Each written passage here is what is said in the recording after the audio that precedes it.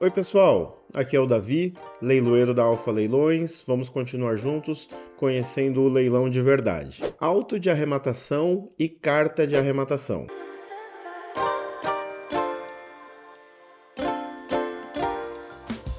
Bom, aqui na prática da leiloaria, todos os dias respondemos questionamentos sobre auto de arrematação e carta de arrematação. Muitas vezes vemos os interessados confundirem esses dois documentos e até mesmo não saberem os efeitos de cada um deles. O primeiro documento, na ordem do leilão, é o auto de arrematação. O auto de arrematação ele está previsto no artigo 901 do Código de Processo Civil. Esse dispositivo da lei determina que, uma vez encerrado o leilão, com o licitante, o leilão tendo sido positivo, havendo um arrematante, o leiloeiro vai lavrar, ou seja, vai redigir o auto de arrematação, que conterá a relação dos bens arrematados e também os detalhes, a forma como se deu essa alienação. Então, o auto de arrematação é o documento que formaliza o encerramento do leilão no caso de leilão positivo. Se o leilão se encerrar negativo, o leiloeiro vai lavrar um auto de leilão negativo. Vai ser um documento muito simples informando ao juiz que foi feito o leilão e que não houve licitantes, não houve venda, portanto, um auto negativo. Mas, por outro lado, havendo arrematação, o leiloeiro lavra o auto de arrematação, que é o documento que vai formalizar o encerramento do leilão, vai conter os detalhes sobre os bens arrematados e vai conter também informações sobre o pagamento. Então, nesse documento vai ter a informação ali do bem que foi leiloado, da pessoa que arrematou, das partes envolvidas no processo, ou seja, do exequente, que é o credor do processo, do executado. Vai ter também informações sobre a forma de pagamento. Primeiro vai ter informação sobre os parâmetros do leilão, ou seja, o valor de avaliação e o valor de arrematação. E também vai conter a informação sobre como se deu ou como se dará esse pagamento. Se a arrematação tiver sido ocorrida por meio de um lance para pagamento à vista, o arrematante terá o prazo previsto ali no edital para fazer o pagamento e isso constará no edital de leilão. Então vai estar informado que foi arrematado de forma à vista e que no prazo regulamentar previsto no edital de leilão, o arrematante pagou pelo valor da arrematação e pagou também a comissão do leiloeiro. Então, juntamente com o comprovante desses dois pagamentos, do valor da arrematação e da comissão do leiloeiro, o auto de arrematação é lavrado e é assinado pelo leiloeiro, pelo arrematante e vai ao processo, colocado pelo leiloeiro no processo, para assinatura pelo juiz.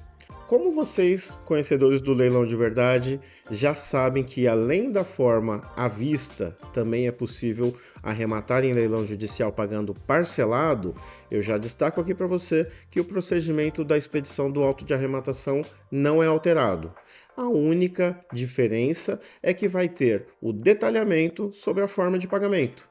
Então, além de se informar o valor da arrematação, vai ser informado o detalhe do pagamento parcelado, ou seja, vai ser informado o valor da entrada, que tem que ser no mínimo 25% do valor da arrematação, e a quantidade de parcelas, como será paga o saldo devedor, que pode ser em até 30 parcelas. Também deverá ser informado o índice de correção do saldo devedor e o marco inicial para o pagamento dessas parcelas. Já dissemos aqui em outro vídeo que o momento em que o arrematante se torna proprietário juridicamente do bem é o momento da assinatura do auto de arrematação pelo juiz. É o momento, nos termos do artigo 903 do Código de Processo Civil, em que a arrematação é perfeita, acabada e irretratável. E também é o marco temporal para a contagem do prazo para o início das parcelas.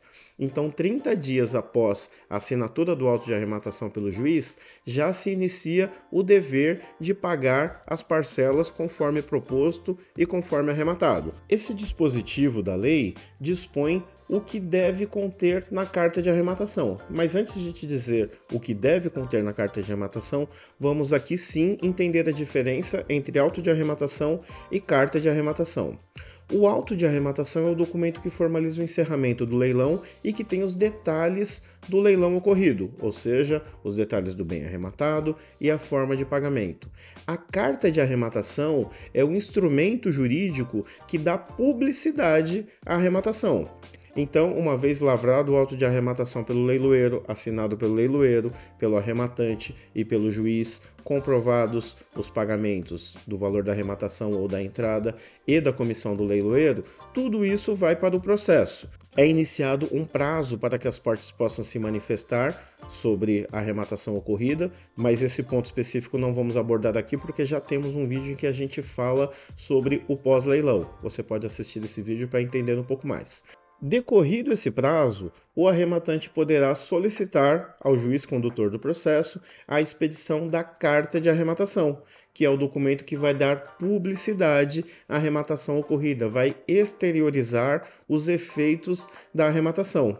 E o artigo 901, parágrafo 2º do Código de Processo Civil, dispõe quais documentos devem estar contidos na carta de arrematação. E um dos documentos que deve estar contidos na carta de arrematação é o próprio auto de arrematação, que já é o documento que vai trazer todos os detalhes do leilão e do seu encerramento positivo. Além do auto de arrematação, a carta de arrematação deve conter a descrição do imóvel arrematado, menção à sua matrícula e demais informações que individualizem esse imóvel, que possam ser importantes para saber exatamente o bem que foi arrematado. É importante destacar que, por vezes, arrematantes, assessores de leilões, solicitam que outros documentos ali contidos no processo façam parte da arrematação para que exista ali um resumo do que aconteceu, um resumo do início do processo até o desfecho ali da arrematação. Nos termos estritos da lei, isso não é necessário, mas por cautela, por vezes vemos arrematantes solicitarem.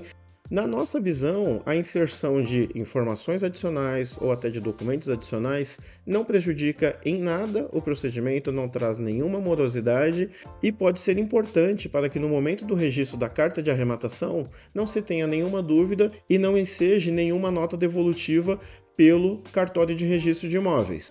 Aqui um ponto importante de destacar do parágrafo 2º do artigo 901 do Código de Processo Civil é que a lei deixa claro que um dos documentos que podem ser exigidos para a expedição da carta de arrematação é o comprovante do pagamento do imposto. Que imposto seria esse? O ITBI, que é o imposto decorrente da transferência da propriedade do imóvel. E não é muito normal isso ser solicitado. Então vemos muitas vezes as pessoas falarem que precisam de documentos gerais e não se atentarem a esse ponto. Porque qual que é a situação? Cada município estabelece ali o prazo para pagamento do ITBI. Existem regras gerais contidas no Código Tributário Nacional, existe entendimento jurisprudencial sobre isso, já temos até vídeo sobre esse ponto aqui no nosso canal e em breve também faremos outros conteúdos detalhados, mas o importante de destacar aqui é que por vezes o magistrado condutor do processo condiciona a expedição da carta de arrematação à comprovação do pagamento do ITBI. Se isso for feito, o arrematante pode fazer esse pagamento e comprovar, ou então ele pode iniciar uma discussão para que ele possa fazer o pagamento do ITBI conforme legislação do município. Mas é importante ter em mente que pode ser exigido sim o pagamento do ITBI antes mesmo da expedição da carta de arrematação. Uma vez expedida a carta de arrematação, como nós dissemos, a finalidade dela é exteriorizar os efeitos da arrematação, é dar publicidade à arrematação ocorrida. Então, com a carta de arrematação em mãos, o arrematante irá ao cartório de registro de imóveis e fará a prenotação desse ato. Solicitará que seja registrado na matrícula do imóvel que ocorreu uma arrematação em leilão judicial. Será necessário o pagamento das custas cartorárias, será necessário o pagamento do ITBI, se não tiver sido feito anteriormente, como a gente já disse, e uma vez registrada a carta de arrematação na matrícula do imóvel,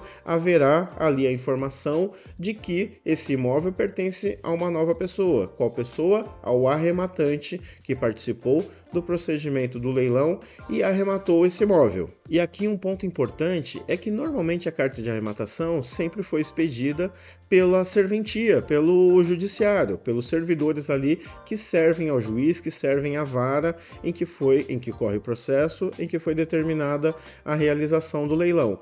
Mas existe um provimento normativo que permite que a carta de arrematação seja feita de forma administrativa por tabeliões. Então, como a gente disse, ocorrendo ali a juntada do auto de arrematação, decorrido o prazo, o arrematante poderá solicitar a expedição da carta de arrematação e do mandado de missão na posse, para que ele tenha exteriorizada a sua propriedade, seja dada publicidade por meio da carta de arrematação e tenha posse do imóvel por meio da diligência de um oficial de justiça.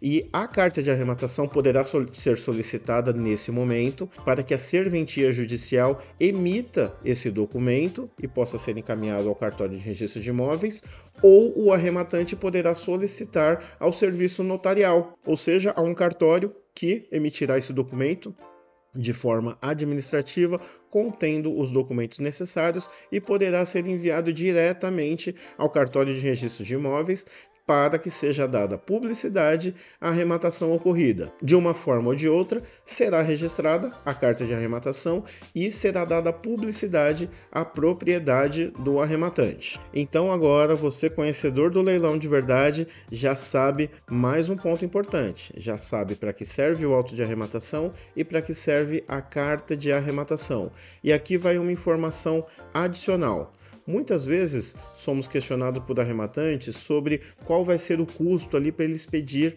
a escritura pública de compra e venda, que normalmente, quando a gente pensa numa operação tradicional, uma compra e venda entre particulares, é o documento que é levado a registro para ser dada publicidade à transferência da propriedade ocorrida.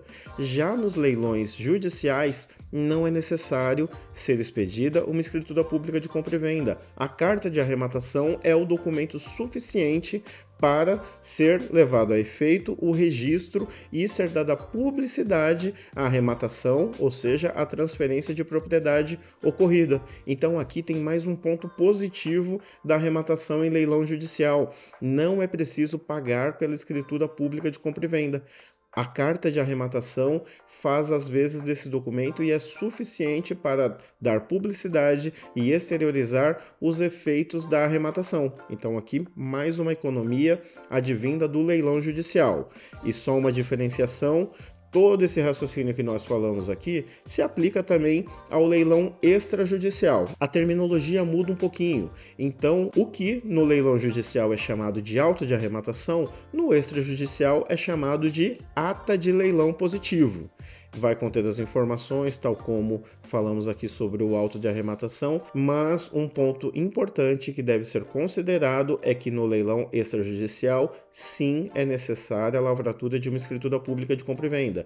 E essa escritura pública de compra e venda será lavrada pelo serviço notarial, terá custas para isso, e essa escritura pública terá por base a ata de leilão positivo. Então, com base nas informações contidas na ata de leilão positiva, será lavrada a escritura pública de compra e venda para que possa ser registrada e que seja dada publicidade à arrematação ocorrida. Então, concluímos aqui nosso conteúdo sobre auto de arrematação e carta de arrematação. Gostou desse conteúdo? Ficou com alguma dúvida? Deixa aqui o seu comentário, sugira aqui uma pauta para que a gente possa desenvolver novos vídeos e acompanhe o nosso conteúdo, acompanhe nossas lives. Nas nossas lives você tem a oportunidade de nos questionar ao vivo, para que eu, leiloeiro da Alfa Leilões, ou uma pessoa aqui da nossa equipe, nossos coordenadores, nossos supervisores, possam tirar suas dúvidas ao vivo. Então fique atento ao nosso canal, às nossas redes sociais, além de toda quarta-feira termos este vídeo aqui sobre o leilão de verdade, às terças-feiras às 19 horas e às sextas-feiras às 15 horas, temos nossas lives em que divulgamos muito conteúdo, falamos muito sobre leilões e que você pode interagir com a gente. E também fique atento ao nosso novo quadro, que é E Agora Alfa Leilões. Nesse quadro divulgaremos conteúdos muito importantes e muito práticos para que você consiga entender melhor o leilão de verdade, possa arrematar e prestar assessoria de forma muito especializada. Gostou do nosso conteúdo? Curta, se inscreva no nosso canal, ative o sininho para receber notificações e compartilhe com alguém que, assim como você, deseja conhecer o leilão de verdade. Até a próxima!